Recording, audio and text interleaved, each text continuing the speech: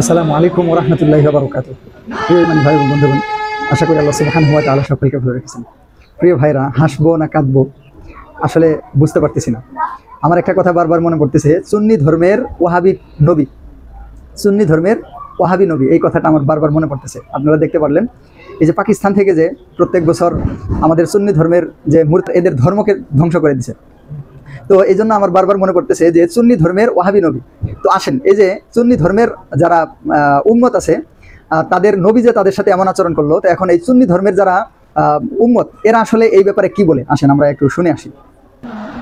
এই মাহফিলের সমস্ত মানুষ, স্টেজের সমস্ত লোক নবীর ইজ্জতে দাঁড়াইয়া সালাম দিল, এই বেয়াদবের বাচ্চা বেয়াদবে দাঁড়াইল না। যেতে মিলাদের কাছিটা পড়ছে, হেটার জায়গায় যদি আমি হইতাম একটা লাঠি দিয়ে তার স্টেজে ফেলাই।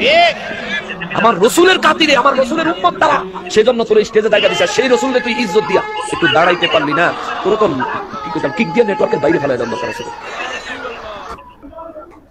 তো বুঝতে পারলেন যে সুন্নি ধর্মের একজন উম্মত বলতেছে যে তাকে কিক দিয়ে নেটওয়ার্কের বাইরে ফেলানো দরকার ছিল। তো তাহলে এদের এখন এই সুন্নি ধর্মের নবীকে কি করা উচিত, এখন আপনারা বুঝতে পারতেছেন। তো আসেন এই সুন্নি ধর্মের আরেক উম্মতের কথা শুনে আসি। আপলাম কিরে, হাজার মানুষ দাঁড়িয়ে গেছে, একজন মানুষও বসে নাই। অন্তত মাহফিলের সৌন্দর্যের জন্য তার তো দাঁড়ানো উচিত ছিল।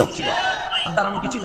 তুমি কিয়াম নাই করো, তুমি দরুদ সালাম নাই করো, কিন্তু তোমার দায়িত্ব ছিল অন্তত মাহফিলে সৌন্দর্য রক্ষায় তোমাকে দাঁড়িয়ে যাওয়া। আমি আজকের এই মাহফিল থেকে তীব্র প্রতিবাদ করছি যে আমার রসুলের শানে দাঁড়িয়ে সালাতু সালাম হচ্ছে, আর সে বসেছিল। আমরা জানিয়ে দিতে চাই, এটা বাংলার এজিদের সন্তান। সে কোনো ভালো মানুষের ছেলে হতে পারে না। আমরা তাকে এই মঞ্চ থেকে ডিক্লার করছি, তুমি যদি মিলাদ কিয়াম। কি বুঝতে পারলেন? এবার এই সুন্নি ধর্মের উম্মত তাদের নবীকে বলতেছে সে ভালো মানুষের সন্তান হতে পারে না। বুঝতে পারলেন?